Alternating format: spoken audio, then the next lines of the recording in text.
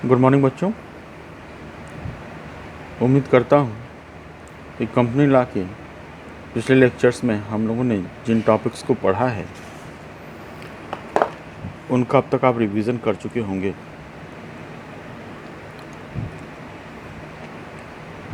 अपने इस विषय को आगे बढ़ाते हुए हमें अब इस बात की चर्चा करनी है कि कंपनी का प्रॉस्पेक्टस क्या होता है।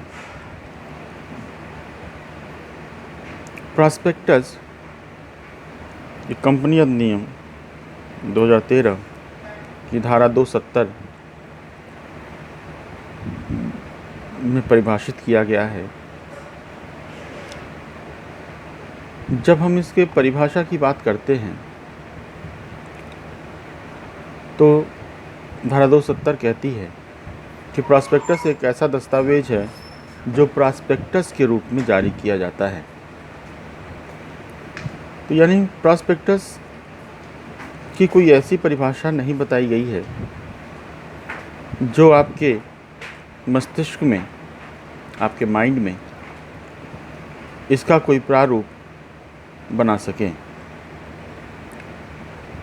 लेकिन इसको समझने के लिए हमें कुछ बातों को ये ध्यान देना पड़ेगा, कुछ बातों को जानना पड़ेगा। जैसे कंपनी बनाने का जो मुख्य लाभ होता है वह यह होता है कि कंपनी अपने कारोबार के लिए जो आवश्यक पूंजी है वो जनता से ले सकती है। हालांकि ये सुविधा केवल सूचीबद्ध यानी लिस्टेड लोग कंपनी को ही दी गई है। इसका मतलब कि यदि सूचीबद्ध लिस्टेड लोग कंपनी है तो वो अपने कारोबार के लिए आवश्यक पूंजी को जनता से ले सकती है। धारा 2 की उपधारा 52 इस बात को स्पष्ट करती है कि लिस्टेड पब्लिक कंपनी का अर्थ एक ऐसी कंपनी से है जिसकी कोई भी प्रतिभूति यानी सिक्योरिटीज़ किसी मान्यता प्राप्त स्टॉक एक्सचेंज में सूचीबद्ध है। यानी लिस्टेड पब्लिक कंपनी वह कंपनी है जिसकी सिक्योरिटी किसी मान्यता प्राप्त स्टॉक एक्सचेंज में सूचीबद्ध है। अब अगर हम धारा 270 पर वापस आते हैं तो धारा 2 उपधारा 70 कहती है कि प्रॉस्पेक्टस एक ऐसा दस्तावेज है जो प्रॉस्पेक्टस के रूप में जारी किया जा सकता है। अब इसे समझने के लिए हम यह कह सकते हैं कि प्रॉस्पेक्टस एक ऐसा साधन है जिसके द्वारा जनता को कंपनी के माली हालात के बारे में सूचित किया जाता है। यानी कंपनी जो प्रॉस्पेक्टस जारी करती है वह प्रॉस्पेक्टस एक ऐसा डॉक्यूमेंट होता है जो कंपनी के बारे में जनता को सूचना देता है और विशेषकर कंपनी के माली हालात के बारे में कि कंपनी की जो फाइनेंशियल कंडीशन है वो कंडीशन कैसी है। क्योंकि प्रॉस्पेक्टस के माध्यम से जनता से पूंजी कलेक्ट की जाती है और कोई व्यक्ति पूंजी तभी लगाएगा किसी कंपनी में जब उसे कंपनी के माली हालात के बारे में जानकारी हो। इसलिए वैसे तो प्रॉस्पेक्टस में बहुत सी चीज़ों का जिक्र रहता है, लेकिन मूल रूप से प्रॉस्पेक्टस का जो उद्देश्य होता है वो यह होता है कि जनता जो है वो कंपनी के फाइनेंशियल कंडीशन के बारे में जान जाए। अब प्रॉस्पेक्टस में क्या बातें होंगी यह धारा 26 बताती है। धारा 26 में उन तथ्यों के बारे में बताया गया है जो बातें प्रॉस्पेक्टस में बताई जानी चाहिए। अब इनमें कई बातें आती हैं। मुख्य रूप से कंपनी का जो पंजीकृत दफ्तर है उसका नाम, उसका पता, कंपनी के सचिव, मुख्य वित्तीय अधिकारी, लेखा परीक्षक, विधिक सलाहकार और अन्य ऐसे नाम और पते जो कि दिए जाएं। उसके अलावा न्यूनतम धनराशि जो प्रीमियम के रूप में या शेयर निर्गमन के लिए नकदी के भिन्न किसी अन्य रूप में दिया जाना है किस तारीख को शेयर का आवंटन प्रारंभ होगा, कब बंद कर दिया जाएगा, बकाया वापस करने की तारीख क्या होगी, निदेशकों के बारे में ब्यौरे, उनकी नियुक्ति तथा पारिश्रमिक तथा उनका कंपनी के हित के बारे में अन्य ऐसा ब्यौरा जो कि बताया जाए। फिर निदेशक बोर्ड का कथन, उसके अलावा निदेशकों के बारे में उन डिटेल, उनका नियुक्ति, उनका वेतन, फिर निर्गमन के लिए जो प्रस्ताव पास हुए हैं उनके ब्यौरे, कंपनी की पूंजी का ढांचा, आवंटन तथा प्रतिभूतियां देने की प्रक्रिया, उसका समय क्या होगा, वर्तमान कारोबार का मुख्य प्रयोजन, इसका स्थान क्या होगा तथा इसकी योजना क्या है, उसका टाइम टेबल क्या है, ये सारी चीज़ें प्रॉस्पेक्टस में बताई जानी चाहिए। लेकिन फिर भी जो प्रॉस्पेक्टस का मुख्य उद्देश्य है वो यही है कि कंपनी की जो फाइनेंशियल कंडीशन है उसके बारे में जनता को सूचना दी जाए। प्रॉस्पेक्टस जारी करने के संबंध में धारा 26 में कुछ अन्य महत्वपूर्ण प्रावधान बताए गए हैं जिनके बारे में जानना चाहिए। जैसे सेक्शन 26 क्लास 1 धारा 26(1) कहता है कि प्रॉस्पेक्टस पर उसे प्रकाशित करने की तिथि होनी चाहिए, यानी किस डेट में प्रॉस्पेक्टस जारी किया जा रहा है वह डेट उस पर होना चाहिए। इसका फ़ायदा ये होता है कि ये एक रिकॉर्ड के रूप में सुरक्षित हो जाता है कि प्रॉस्पेक्टस कब जारी किया गया। इसके अलावा धारा 26(4) बताता है कि प्रॉस्पेक्टस की एक प्रतिलिपि रजिस्ट्रार के दफ्तर में रजिस्ट्रीकृत करवा दी जानी चाहिए। यानी जब प्रॉस्पेक्टस की एक प्रतिलिपि रजिस्ट्रार के दफ्तर में रजिस्ट्रीकृत हो जाती है तो जो अंश पूंजी आवंटित होने की जो शर्तें हैं वे सुरक्षित हो जाती हैं और एक साक्ष्य के रूप में उनको रिकॉर्ड कर लिया जाता है। धारा 26(8) का प्रावधान ये है कि रजिस्ट्रीकरण के 90 दिनों के भीतर प्रॉस्पेक्टस को जारी कर दिया जाना चाहिए। ये जो प्रावधान है, ये प्रावधान एक महत्वपूर्ण प्रावधान है जो कि प्रॉस्पेक्टस जारी किए जाने के संबंध में ध्यान में रखे जाते हैं। यदि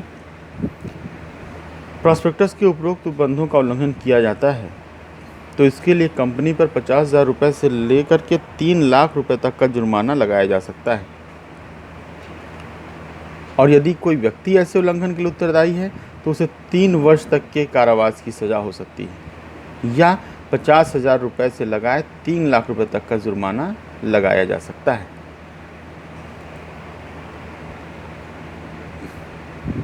यानी ये जो प्रावधान है ये इसलिए बनाए गए हैं ताकि प्रॉस्पेक्टस के लिए जिन शर्तों को एक्ट ने तय किया है उन शर्तों को कठोरतापूर्वक लागू किया जा सके।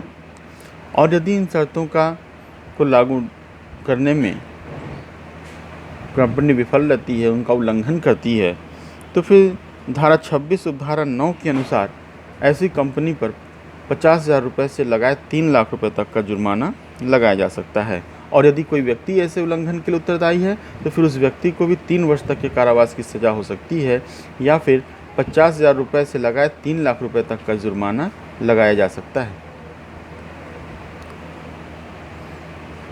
प्रॉस्पेक्टस की जो महत्ता है वह इस बात के लिए है कि कोई व्यक्ति उस प्रॉस्पेक्टस से प्रभावित होकर के कंपनी में अपनी पूंजी को लगाता है, पूंजी का निवेश करता है। इसलिए यदि प्रॉस्पेक्टस से प्रभावित होकर के वह पूंजी का निवेश कर रहा है और प्रॉस्पेक्टस में कोई कपट किया गया है या कोई दुर्व्यवदेशन किया गया है तो फिर उस व्यक्ति को जिसने कि ऐसे प्रॉस्पेक्टस के प्रभाव में उस कंपनी में अपनी पूंजी को लगाया है, कंपनी का अंश खरीदा है, उसे जितनी भी हानि हुई होगी उस हानि के लिए उसे प्रतिकर मिलेगा। यानी जिस व्यक्ति को प्रॉस्पेक्टस में कपट के द्वारा कंपनी के अंश को खरीदने के लिए बहलाया फुसलाया जाता है वह दोषी व्यक्ति के ऊपर या कंपनी के ऊपर वाद ला सकता है, और यदि उसका वाद सफल होता है तो उसे जितनी हानि हुई है उस हानि के लिए उसे प्रतिकर मिल सकता है। एक मुख्य वाद नैश वर्सेस लिंड का है। इस वाद में एक दस्तावेज था, उस दस्तावेज के ऊपर निजी और गोपनीय लिखा गया, लेकिन उस दस्तावेज का जो स्वरूप था वो प्रॉस्पेक्टस के तरीके का था। कंपनी के प्रबंध निदेशक ने एक एप्लीकेशन के साथ वह दस्तावेज कंपनी के वकील को दिया और वकील ने वादी को। अब वादी ने उस दस्तावेज पर विश्वास करके कंपनी के कुछ अंशों को खरीद लिया। बाद में मालूम पड़ा कि उस प्रॉस्पेक्टस में या उस दस्तावेज में दुर्व्यवदेशन किया गया था, मिसरिप्रेजेंटेशन किया गया था, जिसके आधार पर उसने वाद लाया। लेकिन न्यायालय ने निर्णय दिया कि क्योंकि प्रॉस्पेक्टस प्रकाशित नहीं हुआ था, उसका प्रकाशन नहीं हुआ था, इसलिए कंपनी अधिनियम के अंतर्गत कंपनी का कोई दायित्व नहीं है। यानी प्रॉस्पेक्टस का प्रकाशन नहीं हुआ, यानी उसे जनता के लिए जारी नहीं किया गया। तो जब उसे जनता के लिए जारी नहीं किया गया, अब बिना जारी किए गए कोई व्यक्ति उस पर विश्वास करके कंपनी में अंश खरीद लेता है, तो फिर यदि उस दस्तावेज में, उस प्रॉस्पेक्टस में कोई दुर्व्यवदेशन है, तो उस दुर्व्यवदेशन के लिए कंपनी को उत्तरदायी नहीं ठहराया जा सकता। इसी प्रकार से पीक वर्सेस गर्नी का वाद है। इस वाद में प्रतिवादियों ने जानबूझ करके एक कपटपूर्ण प्रॉस्पेक्टस को जारी किया। उस प्रॉस्पेक्टस की एक प्रतिलिपि वादी को भी मिली, लेकिन वादी ने उस समय कंपनी का कोई शेयर नहीं खरीदा। कंपनी के शेयर आवंटित हो जाने के कई महीनों के बाद वादी ने स्टॉक एक्सचेंज से 2000 शेयर खरीदे। बाद में पता चला कि उस प्रॉस्पेक्टस में कपट किया गया था। इस बात का ज्ञान जब वादी को हुआ तो उसने निदेशकों पर वाद लाया, लेकिन यहाँ पर भी वह असफल रहा, क्योंकि न्यायालय का जो मत था वो ये था कि उस वादी ने प्रॉस्पेक्टस पर विश्वास करके, प्रॉस्पेक्टस के आधार पर कंपनी के शेयर को नहीं खरीदा था, बल्कि बाद में कई महीनों के बाद उसने अपने मन से कंपनी के शेयर को खरीदा। इसलिए ये नहीं माना जा सकता कि उसने प्रॉस्पेक्टस के प्रभाव में